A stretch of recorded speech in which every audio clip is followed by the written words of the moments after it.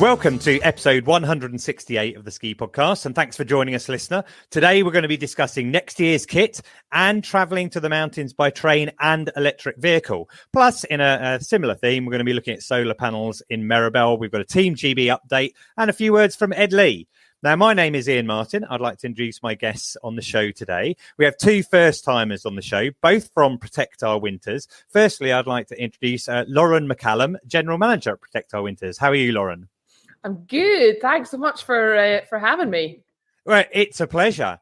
I'm really looking forward to what you have to say about driving to the Alps in an electric car. And also from Protect Our Winters, Fundraising and Partnerships Manager is Lindsey Dixon. Hi, Lindsey. Hi, how you going? I'm very well, thank you. I believe you're speaking to us right now from Val d'Isère in France. I am indeed. Sunny and snow-filled, so very happy over here. Excellent. Well, welcome to the show. And listeners, regular listeners, will know Al Morgan, our equipment expert, who joins us again today. Hi, Al. You all right? Hi, Ian. I am great, thank you, because I've just been skiing. Excellent. Well, you move us on to my next question, which I normally start with for our guests, which is, when did you last ski and snowboard? So, Al, you mentioned it, and I know we're going to come on to this, but where were you last skiing? I was in the amazingly fantastic resort of Clusaz, which I've not been to before. People may know it because of Candide, but it is spectacular, and we were really lucky with the snow. Yeah, well, I've skied there a couple of times. It's one of those resorts, you think of it as being quite a small place, but actually it's got some really good kind of free ride off-piste, if I recall correctly. As you say, you referred to Candide Thovex. Maybe I'll stick a link to the show notes. He's certainly exploited that before. Lindsey, you're in Val d'Isère. I'm guessing you probably skied fairly recently. Yeah, I skied yesterday. I skied over to Teen to meet a friend for lunch. I am very jealous. That really is, working remotely done in the best way possible. What were the conditions like? Pretty good. We, as always, you could do with a little more snow, but it stayed cold. So the snow that we did have 2 weeks ago has stayed. And if you seek it out, there's still some nice on track pieces. Really? Okay, well, that's good. I bet it must be at least over 2 weeks since the last snow. So if you can still find untracked, then you're doing really well. What about yourself, Lauren? When were you last on snow? I was last on snow on Monday, actually, up Cairngorm mountain on my splitboard. So keeping the UK massive going. But yeah, I think I was feeling inspired because I've just come back, obviously, from the Alps. And I was in a little resort called Laux. Yeah, I know the one, Laux. Yeah, love it. But first time being there, what an awesome little place. Really reminded me of Saint-Foy. Right, okay, one of those type of places. Yeah. Actually, regular listeners to the show will know Chris Moran from Intersport Ski Hire, and he actually told me that he was with you in Laux, and I was talking to him about some of the touring that you did there and the incredible views that you can get, looking both in a southerly direction and a northerly direction back towards Mont Blanc as well. Oh, do you know, I've seen the best inversion, I think, of my life, all the way to Mont Blanc. All the way to sort of like, I guess it would be like the Deux Alpes, maybe that direction. Yep. The sort of Chartreuse Mountains. It left a couple of kettles on in the valley, put it that way. It was really awesome, and yeah, it sounds like a pretty easy resort to get to by train. Well, just for the listeners' benefit, I think I'm right in saying that Laux is pretty near to Grenoble, so you would travel down to Grenoble, and then it's a short transfer from there. Yeah, either a bus or a shared taxi or something. But and also you mentioned Cairngorm, so I've got to ask you, what were conditions like there? Well, good. I think all resorts are open. At Cairngorm, it's been snowing, but it's getting a little bit warm the next couple of days, and then it's getting cold again next week. So hopefully we'll get some touring. Yeah, okay. I will, listeners, you might recognise Lauren's voice if you're a watcher of Ski Sunday, because I was watching Ski Sunday the other day, and there was a really brilliant segment in there. We had Tim Warwood on and did some splitboarding, and it was yourself and Dom Winter from Protect Our Winters, and discussing the climate change aspect of things. But you got some really good powder, and that was very early in the season up in Scotland, wasn't it? Yeah, that was the week before Christmas. So I think it was about the 20th. And that's the thing with Scotland, when it's good, you've just got to go.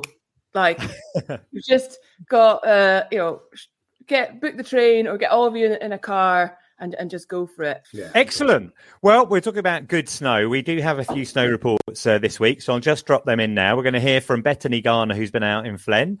Dave Burrows has been out in Laux in Italy. And we also got a little snow report from Ed Leigh of BBC Ski Sunday, who is splitboarding in Courchevel. Hi Ian, it's Betony reporting from Flaine. I'm here at the British Schoolgirls Races. It's an event for girls from all over the UK to do a couple of days of racing for fun, some a bit more serious, and it's organised by the Ladies Ski Club, and conditions for the girls are pretty much spot on, perfect peace, bit of sunshine, and actually perfect peace for anyone who's coming out on holiday to this part of the French Alps. Some more snow is forecast at the end of this week, so once this episode is live, I think we'll have had a dusting of new snow, but nothing too major, and then sunshine again for this weekend. And just to say, I'm going to be lucky enough to be going this weekend to the slalom in Chamonix, the Kandahar, where I'm hoping to see Dave riding in action and maybe even podium. Well, that's optimistic, but after Kitzbühel, who knows? So, yeah, again, great racing conditions. And anyone that's got a holiday coming up, you're in for some good snow and a bit of a treat. So, enjoy. Hello Ian, it's Dave Burrows from Snowpros Ski School. I'm on a lift and I'm with my buddies from back home who are out here for the weekend. Say hello to Nick. Hey, how you doing? Say hello to Hughie. Yo, how are you? All right, so these guys are out here, and I booked myself out of the diary, and I've had a lovely couple of days telemarketing around with these dudes. They've been skiing, and we've got two snowboarders with us who didn't make it out this morning. We are in Morgins, and what is the snow like here in Morgins, boys? Tell me. This morning it's clear blue skies. There's a beautiful layer of snow all over the ground, and the piste is fairly empty, so we're enjoying our last morning here. All right, yeah, because you're going to the airport this morning, aren't you? Later on today. What about you? What want to tell us about? Because we skied various places. So you got in Thursday. We skied Verbier on Friday. How was Verbier? Verbier, again, we've been really lucky. Clear blue skies. They've been pisted really nicely. It just started to soften up around lunchtime, so you'd really dig your skis in. There was a beautiful layer on top. Nothing scratchy around. Really enjoyable. Yeah, Verbier was pretty special actually because you got the altitude there as well. So you got that kind of high altitude snow, up above. Was it 2,500, 3,000 meters? It was just brilliant, like really, really good. The kind of snow you sort of dream of, hero snow we call it. You can't ski on that. You can't ski. And then we skied Saturday. Where did we ski? Avoriaz mainly. We went and checked out the World Cup piste over there, and that was all right, wasn't it? It was brilliant. It was a very good red run. Very nice.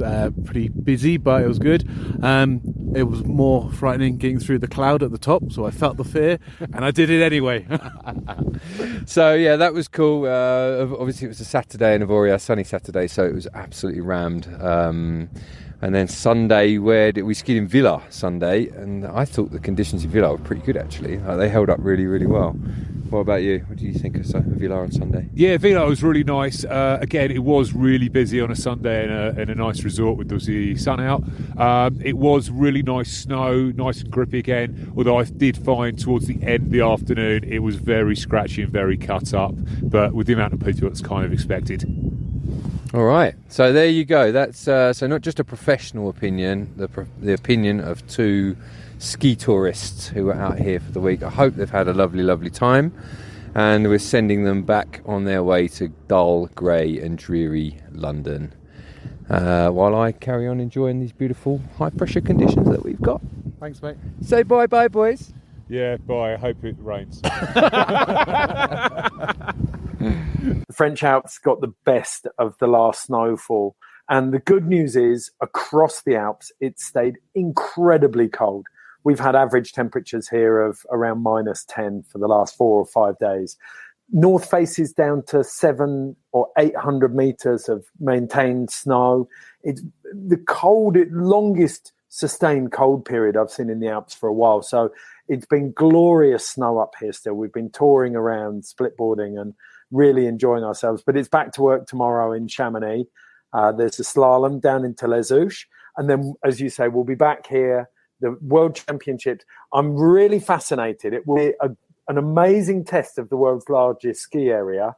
They've got the Alpine Ski World Championships during half term. So it's a logistical challenge is the way I would say it. But looking at what they've got here and the way it's set up, I think it's going to be spectacular. Al, you mentioned your last skiing was in Laux, and you were over there last week for the SIGB Ski Test, and I'm very interested in that. But in the green room, when we were chatting earlier, you mentioned like the snow was really good, but it's been pretty cold in the Alps as well, right? Yeah, honestly, it was bitterly cold. I'm used to the cold in the mountains, but this just felt different. I had some friends who were over in Lake Contamine, I think it was -20. It wasn't quite that cold, but even the first day hiking for lines off the back, had 2 insulating mid layers on, a helmet on, gloves, and I was still cold hiking, which never happens for me. So it was just that kind of weird weather. But the plus side was that the snow was in incredible shape because the temperature remained low. Well, that's great. And you went out there a bit early, so you got your own skiing out the way first before the actual ski test. Now, we have covered this on the podcast before, but I'm thinking all listeners, won't be familiar with it. So do you want to give us an idea of what the ski test is? I mean, it's a bit like it's what it is written on the tin, but how does it work? What's the format? How does it happen? So the SIGB, the Snow Sport Industries of Great Britain, is an organisation that essentially represents the trade in the UK, predominantly hardware, skis, but everything really, clothing, goggles. They do a trade show combined with OTS, the Outdoor Trade Show. So that happened a couple of weeks earlier, and then they run a test for the UK industry. So retailers go and media go and test the products. And so last week I was out. It runs for 4.5 days, Monday through to kind of Friday midday. Some stay a little bit longer.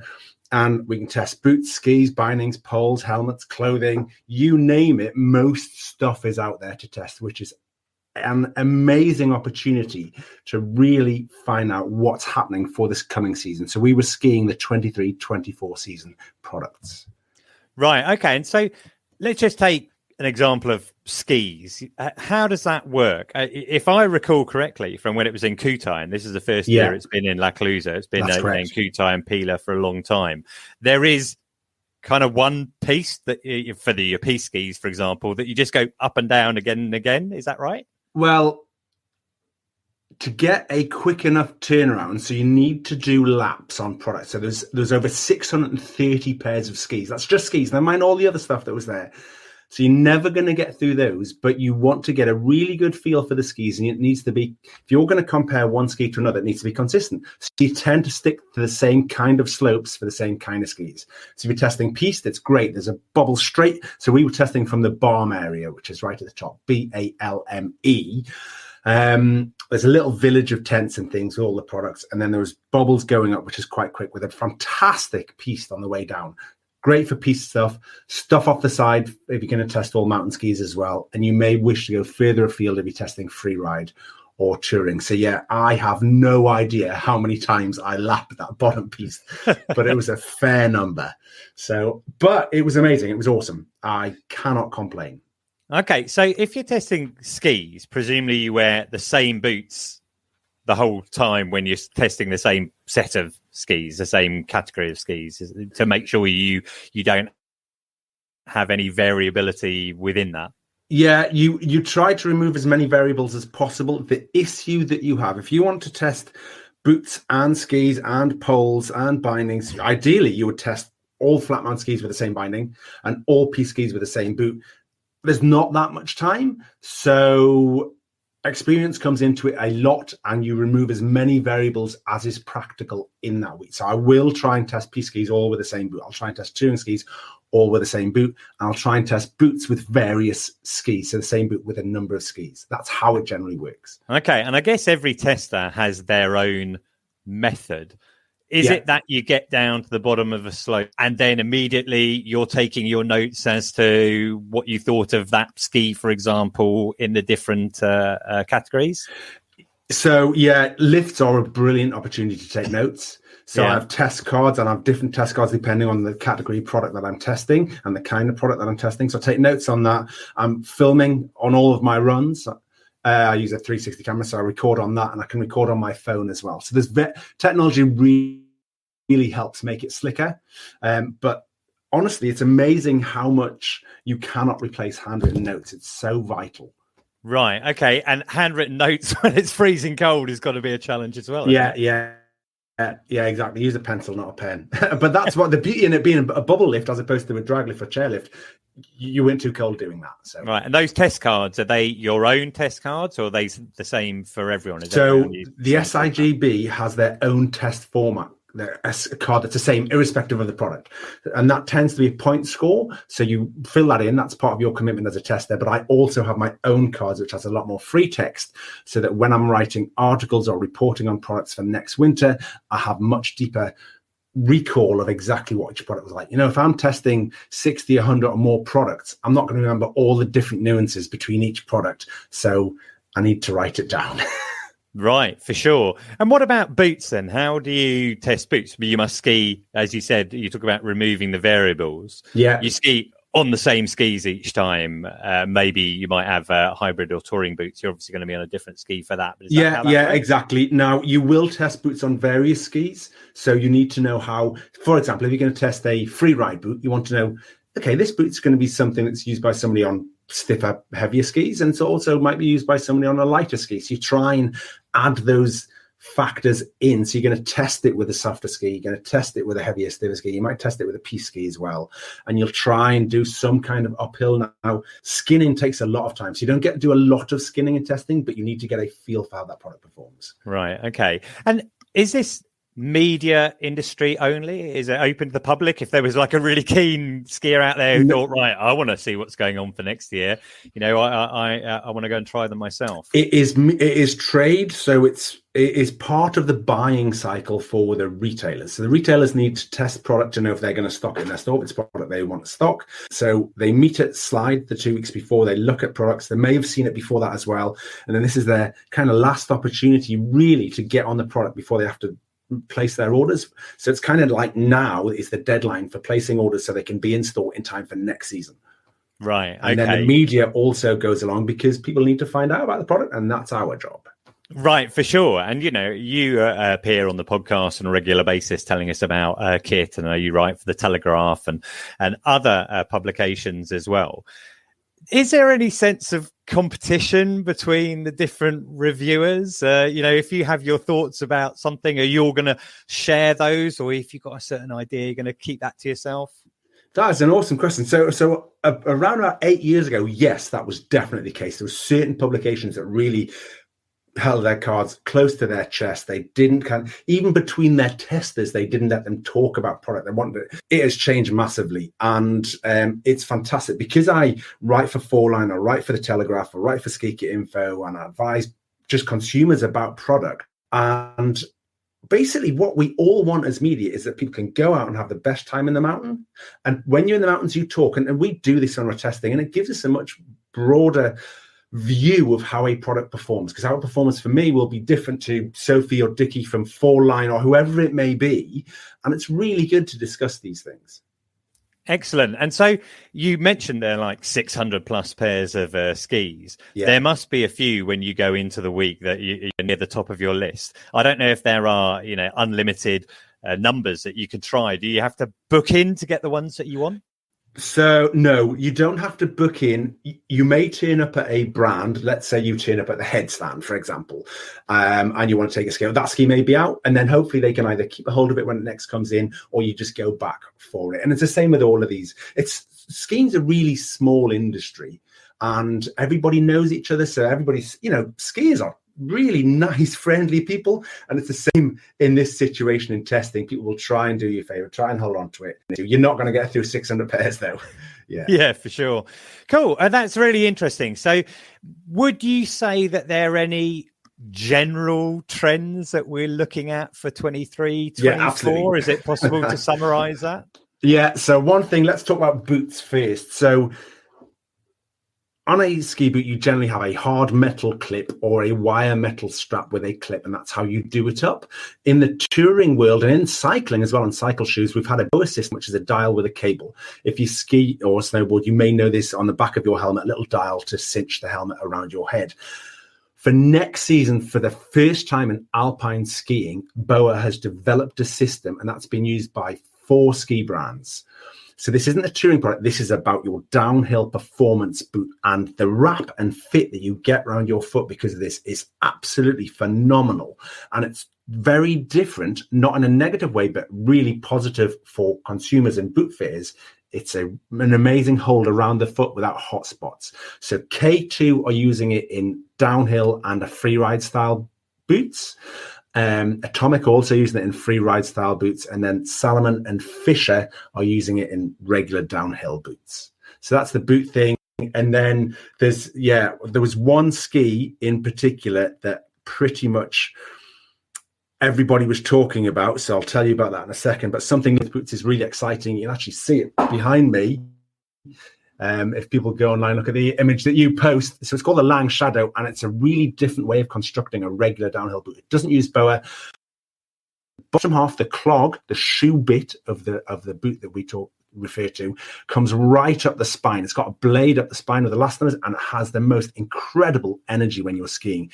It's really interesting to see these new innovative ideas coming through in ski boots. But yeah, that ski that everybody's talking about, Salomon Addict Pro, it's a piste ski. They do a non-pro version, which is fantastic, as you're kind of piste orientated all mountain. But yeah, that Addict Pro at 66 mil underfoot was pretty sensational. Cool. Well, that is a really comprehensive review there. I'm just going to ask Lindsey and Lauren a couple of questions. Lindsey, you mentioned that you're out in Val d'Isère and you're skiing. Do you have like a quiver of skis, or do you stick to the same things on a regular basis? I tend to have a pair of piste skis that are mine that I poodle around on, and then when the snow's good and I'm going further afield, I just rent for a day or so.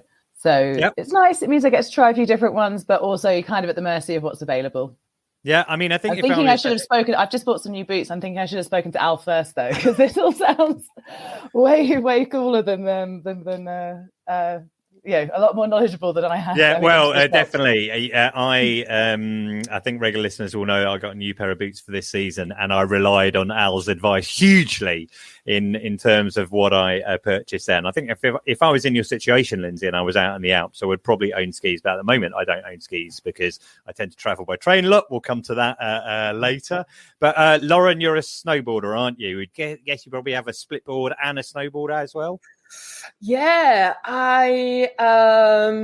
so in Scotland, it's always best to have a granite shark board, which you don't really mind at the start of the season and gets a few bites. So I've got a bit of a rock hopper. I've got actually this season, I'm on the Nidecker Thruster, which is their first unisex board, and it is rapid. It is so good in the powder, on the piste. It's got a nice sort of 3D sort of convex nose on it, so it's really hard to catch. I've got size Euro 42 boots. So I've for a lady. For women, I've got a bigger shoe size, so I find that women's boards can be quite narrow for me, so I get quite a lot of toe and heel drag sometimes.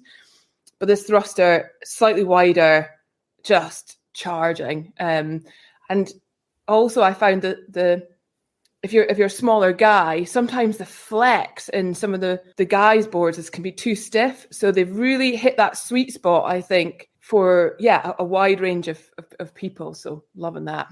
Cool, excellent. Well, that sounds like I'd never heard that expression before. A granite shark. I like that one a lot.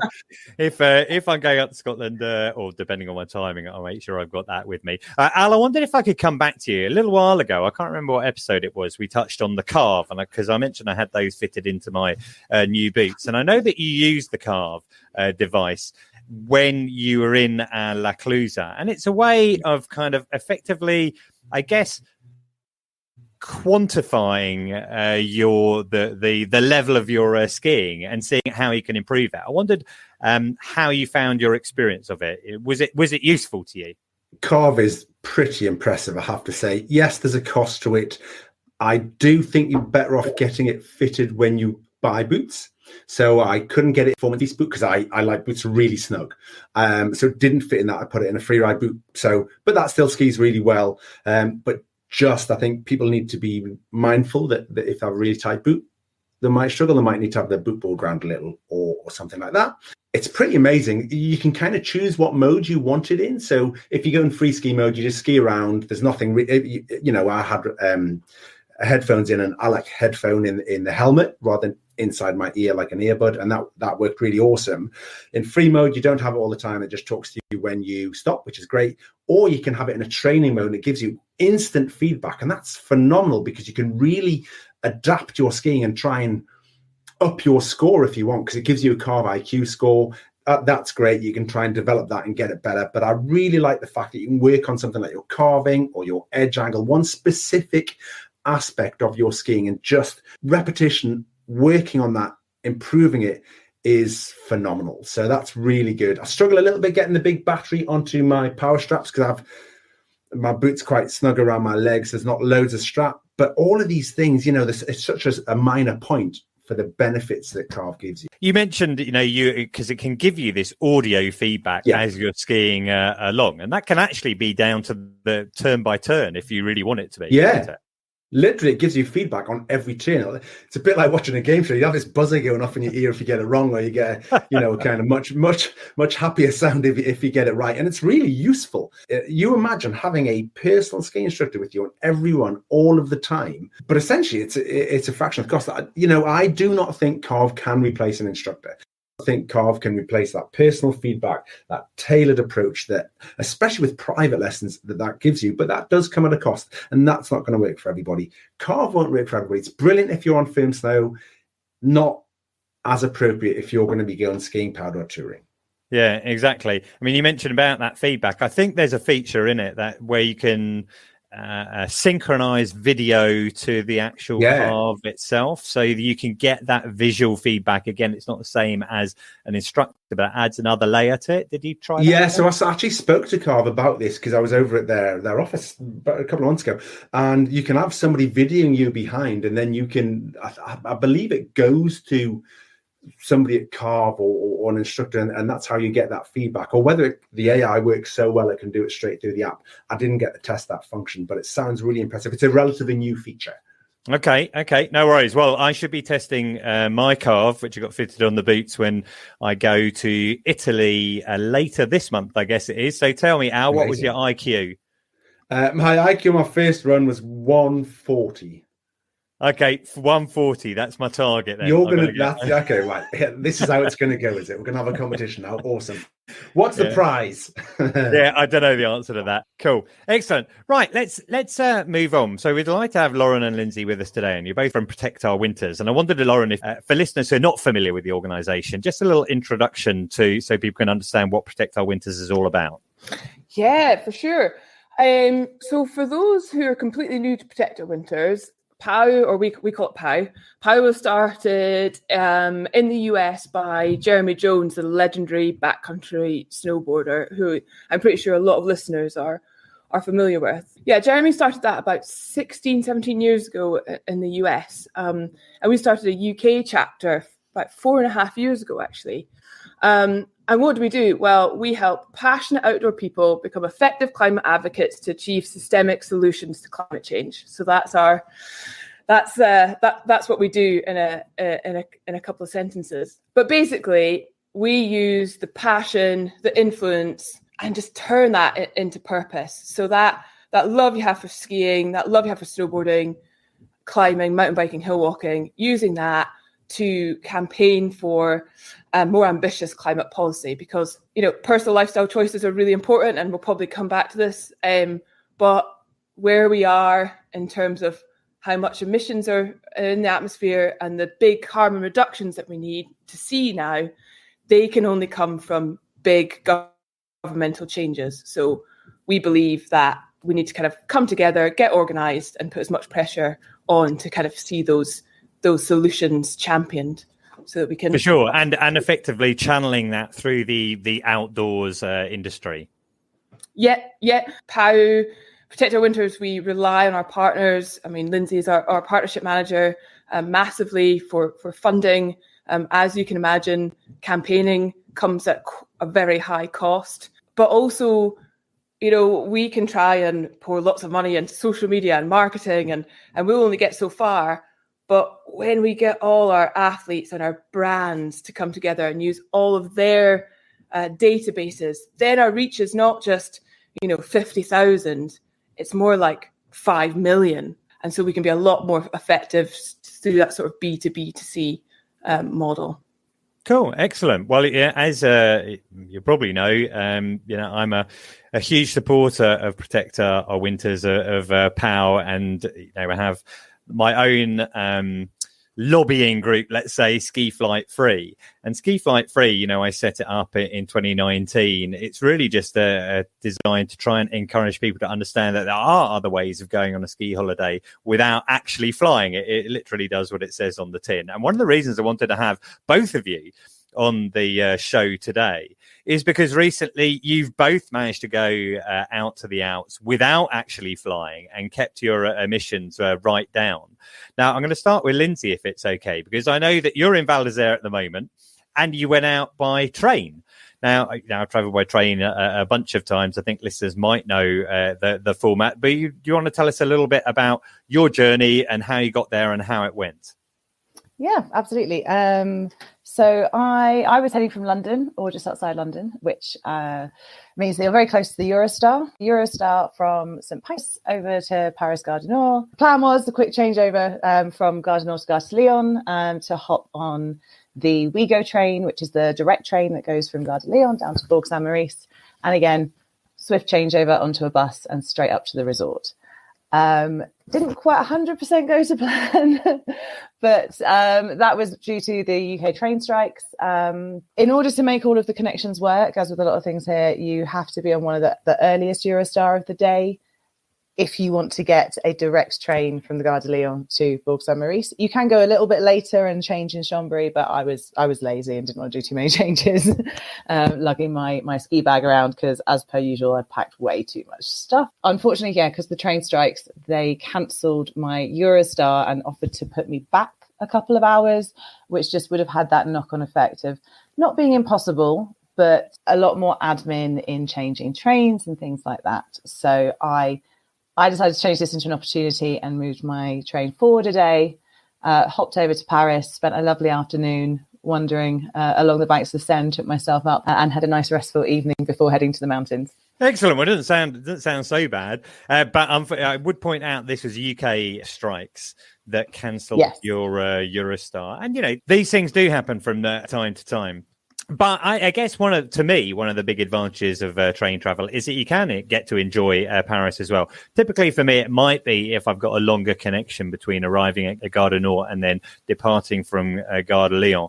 There was one of my journeys earlier this year. I had, I think, 3 hours in between. And like you, I took a little walk along the Seine. I found a nice restaurant where I could have lunch, etc. And also, if you've got a bit of time, walk. It's like any of these things. Walk 2 or 3 blocks away from the station, and suddenly, the restaurants cost half the price from the ones that are just gathered round. In terms of the Ouigo train that you took, I get that it makes sense to take a direct train if you want to, or if you can. I took a Ouigo train from Paris to Medan when I went to Arel earlier this year. How did you find the actual train itself? Brilliant. Great. I was very glad. So the Ouigo train is the kind of budget airline model of TGV. So they've kind of tried to copy this budget airline model, stripped out all of the luxury items, put a couple of extra, rows of seats in and stuff like that. So I think the key bit for that made the journey good was that I knew that in advance.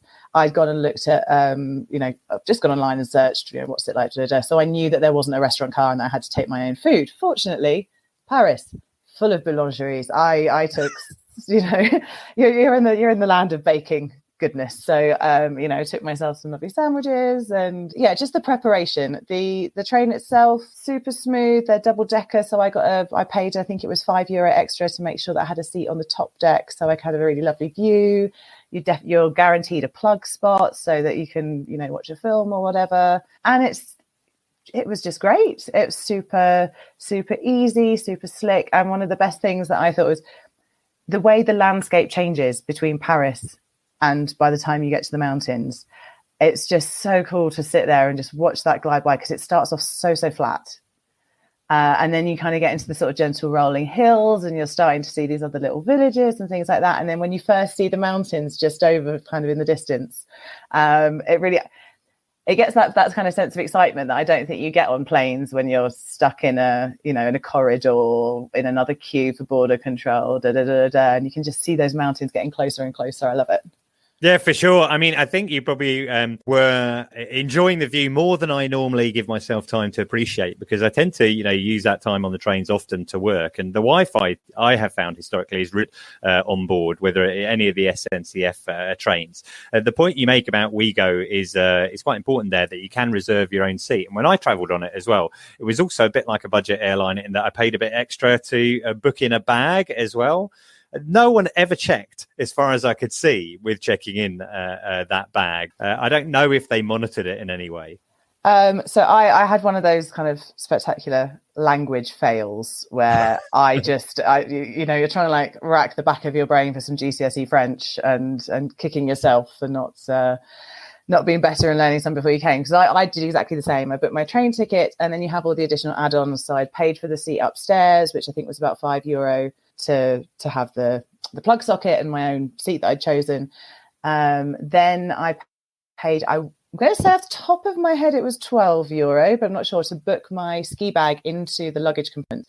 No one checked. Everyone was super easy about it. There's a bit of juggling as everyone gets on, but they give you loads of time, because I think they start boarding about 40 minutes before they go, and they close about 5 minutes before. So that's just one to know compared to kind of UK trains. You can't be running down the platform with 35 seconds to go and just catch it.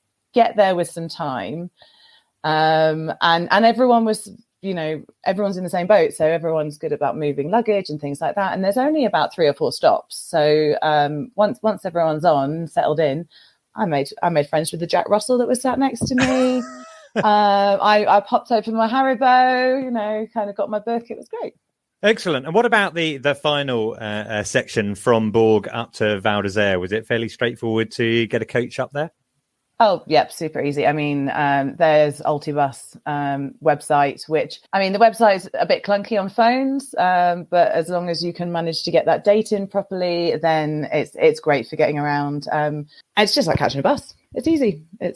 And what's nice, actually, because our train ended up being delayed by about, not long, about 7 or 8 minutes, but because all the buses are scheduled for when the trains arrive, they hold on. So if the train's running a little bit late, they will hold on for you. So there were some people who were a bit worried about, I'm going to miss my transfer up the hill. The infrastructure's there for the reason to get people up the hill. So that's, they do tend to hold on for you if the train's not too late. Great. So in not just Switzerland, where they make sure all the connections work out, in France as well. Excellent. That's great, Lindsey. And maybe you can let us know how your return journey comes back when you eventually come back from Val d'Isère. Lauren, turn to you, if I may. You did something that I've done a couple of times before, experimented a couple of times before now, which is driving out to the Alps in an EV. Slightly different, though, because you actually started in Scotland, I believe. Yeah, so I live in a little hamlet about 10 minutes outside Aviemore called Feshie Bridge. So I actually took the train, the Highland Chieftain service from LNER, Highland Chieftain service from Aviemore to King's Cross, and then transferred over. And I drove out with 2 of our board members. They picked me up, Haywards Heath, I think, and then we just sort of cruised on from there. Right, excellent. And so what vehicle were you in? So we were in Scott's nice new company car, which was, I'm pretty sure, a Tesla Model Y. Is it the new one? The new, small? Yeah. I mean, I drove out a Tesla Y to Zermatt and Chamonix in the summer, and nice. I'm guessing that yours probably similar to that. So ours had like a formal range of 330 miles. Does that sound about right? Yeah, that's it. Yeah, and how did you find charging along the way then? Oh, my little red rocket has done 112,000 miles, and it's like, I bought it for £2,000 and it's on its last legs. And I was having a look this morning because I was so impressed how much it would be to kind of, I don't know, do a lease or something. I'm definitely dreaming, if that's what I think I can afford. Do you know what actually really struck me was we could have cut down our time a lot more if we were just snappier at charging. because actually we were the ones that were delaying it because there was 3 of us in the car. By the time everyone goes for a pee, gets a coffee, that takes way longer than you think. When you plug yourself into these Tesla superchargers, it was like 20 minutes to 100% charge. At one point at 240, let me get this right, 240 volts, just over 900 miles an hour in terms of the charging, and just crazy. Yeah, I mean, those Tesla superchargers. So I have a Tesla 3 and I've driven that Tesla Y before as well. And when you go to the superchargers, it is brilliant when you look on the screen there and you see it's like whacking in 900 miles an hour into the battery.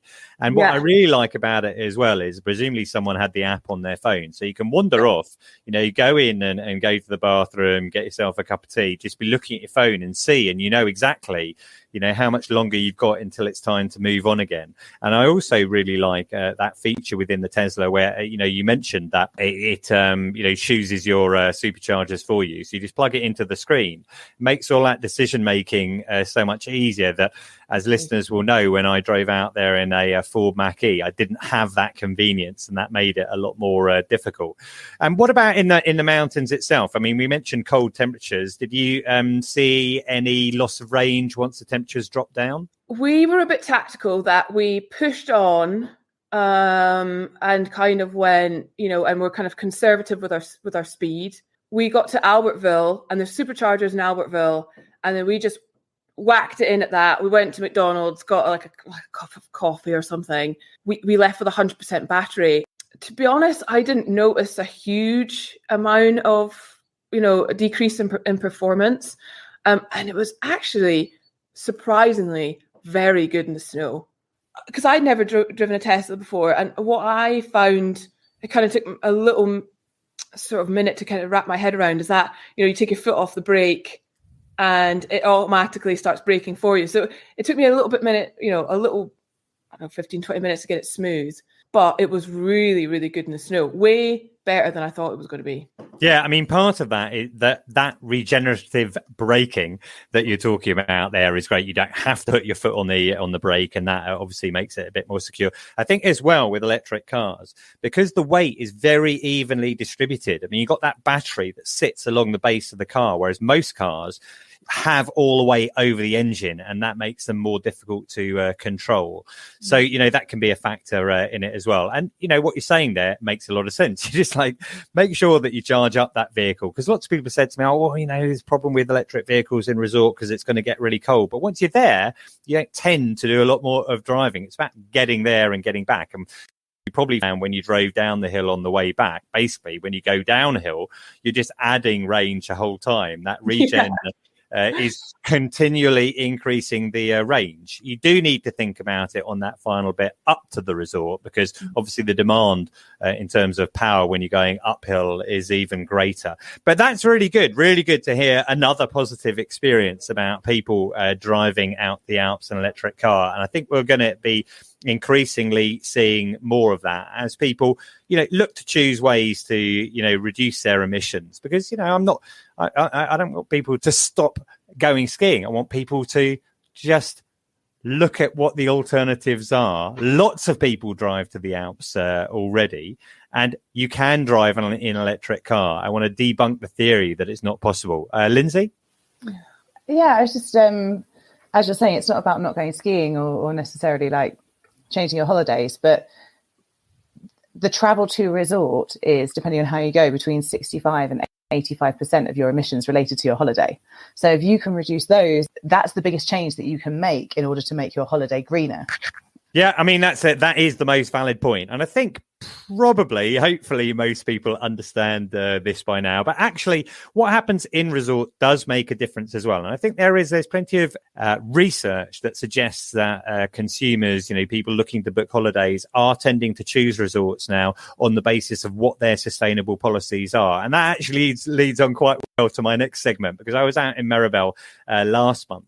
And one of the things I did while I was in Meribel was I went to go and look at an array of solar panels on the Salier Express and talk to Clément Martineau from Méribel Alpina. So let's have a listen to that. Cool. Well, I'm standing here in the snow, and it's snowing just now. And I'm with Clément Martineau from Méribel Alpina. Hi, Clément. How are you today? Very good. We have got snow, so... Yeah, exactly. Well, we're standing at the mid-station on the Cellier Express here in Méribel, and I particularly wanted to come up here, and it's very kind of you to come up to show me, because we're standing in the middle of an array of solar panels which surround us. I can't remember how many panels there are, actually. Can you remember? 182 panels. Right, 182 panels, are all 2 metres by 1 metre. They cover 400 metres surface area in total. And obviously they can generate a lot of power. They're not going to be generating much power today. Yeah, because there is no sun, so maybe today is not the perfect day to produce. Yeah, not the perfect day to produce. But I mean, I think that the plan was never really that they're going to produce as much in the winter months. Yeah. They would produce more power in the summer months, Yeah, right? of course. Yeah, that's true, and that's why we count the produce all the year, not just during winter. Yeah, so I think in total, according to what I looked at, the annual production should be around 120,000 kilowatt hours, I think, from all of this, which isn't quite enough to run the lift here, but makes a significant contribution. And in the summer months, if the lift isn't running, then that power can be used and taken into the grid for the rest of Meribel to use? Yeah, of course. On all the electrical system, yeah. During summer too, yeah. Yeah, but something that's really interesting about these, I mean, right now, quite a lot of them have got snow on them. And the snow is actually, because the angle they're at, which is at 40 degrees, that's right? Yes. Been designed to get the most out of the sun. Yeah. But they're very different panels because they're called, what did you call it before in French? It's bifacial. Bifacial, And, exactly. With the albedo effect. So they can produce on the both sides. The panels can produce on their both sides. So it's very interesting because the company who makes these panels work for this problematic.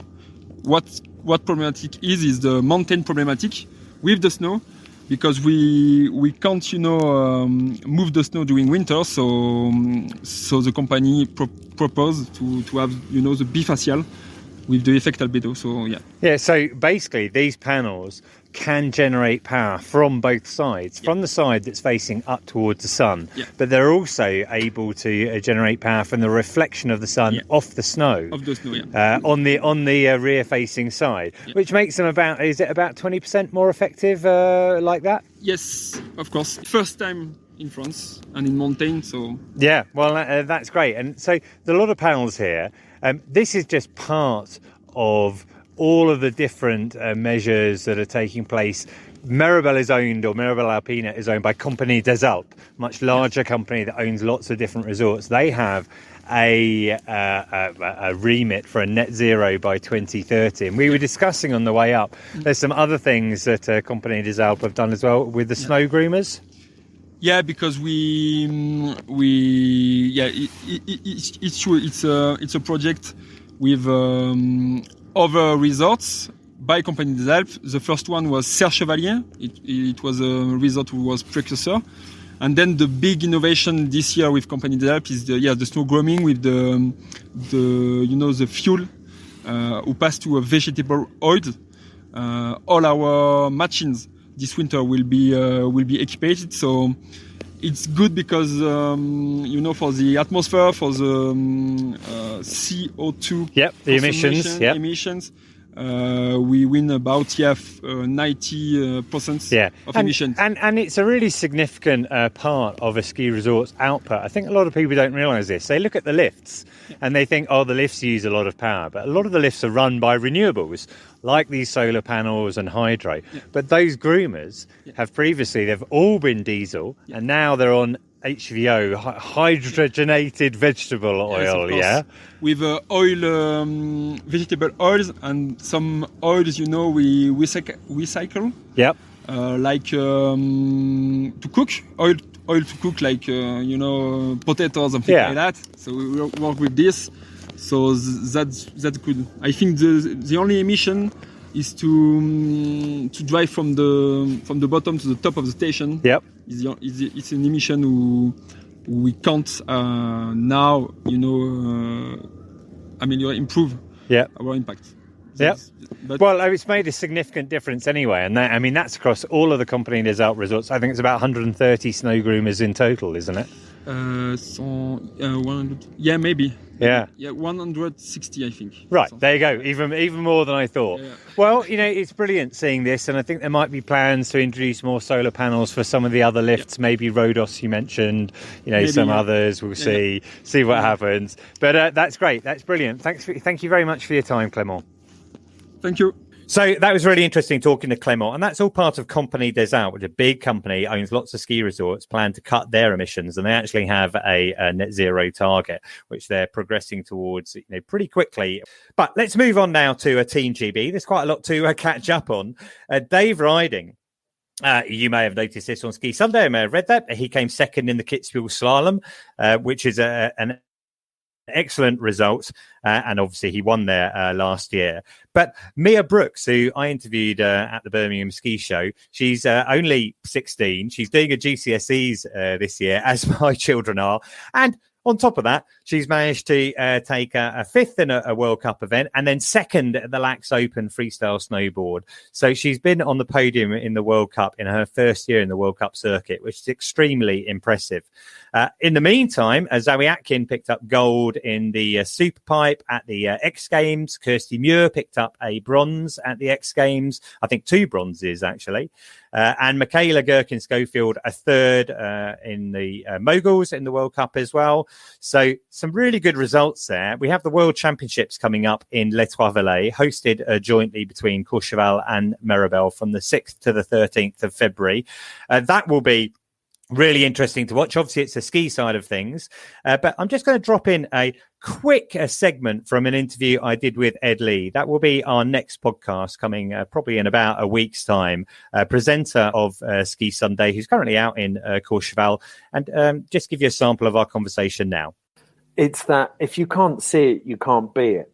And Ski Sunday and Ski Sunday is probably the most high-profile mainstream, but every layer of ski media in the UK, for a country with no mountains, we're producing a lot of talent, and that comes from, I'm sure it was similar for you, but I hear this story so many times. People are like, oh, I got into it by watching. People just didn't have an idea, but they watched Ski Sunday, and they're like, oh, that exists, I'll give that a try. We watched Ski Sunday with David Vine. My dad was passionate about it, and we all sat down to watch it. And they built Gloucester dry ski slope close to the house. So my dad was like, we're going to learn to ski. And my mum was a teacher. So we were able to tag on to the back of a school ski holiday, bargain basement.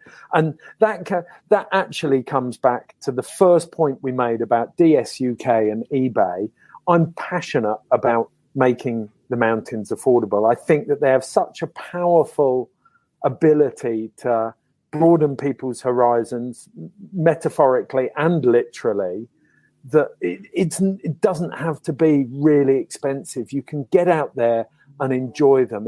They are accessible. If it takes a bit of ambition, a bit of hard work, but it's available to everyone. And I love that role that Ski Sunday fulfills, is to help people see what's possible there. And I that's one of the biggest privileges of being a part of the show, is that it inspired me, and now I know the effect it has on other people.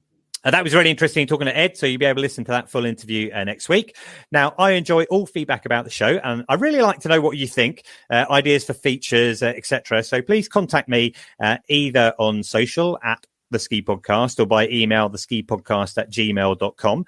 I had a few emails in. Rachel Flynn said, absolutely loving the podcast. Bobbin CH, I think that's on Snowheads, said James was such great listen. He's talking about the skiing in Iraq feature we did in episode 166. Kat Ribb said, how have I not come across this before? Just listen to the 2 recent episodes and they're great. That's very kind of you, Kat. Joe Childs sent me an email. I'm completely addicted to your podcast. I really like the mix of content alongside the frequent sustainability features, equipment reviews and snow reports. Having watched the first episode of Ski Sunday of the season, probably my favourite TV programme, he says, on the 8th of January, I searched Spotify for something similar and found the Ski Podcast. Well, that's great to hear, Joe. Since then, I've listened to 41 of the episodes and I have no plans to slow down. Well, 41 is quite a lot. We do have have over 160 episodes to catch up with. I had a look earlier and there are 109 listened to in the last week. If you want to do something to help the show, that would be great. You can always give us a review. I noticed there's some new reviews on Apple Podcasts, too many to fit into this episode, but I'll feature them in probably an episode 170. But you can also give us reviews on Spotify and Facebook as well, or just comment on our social media.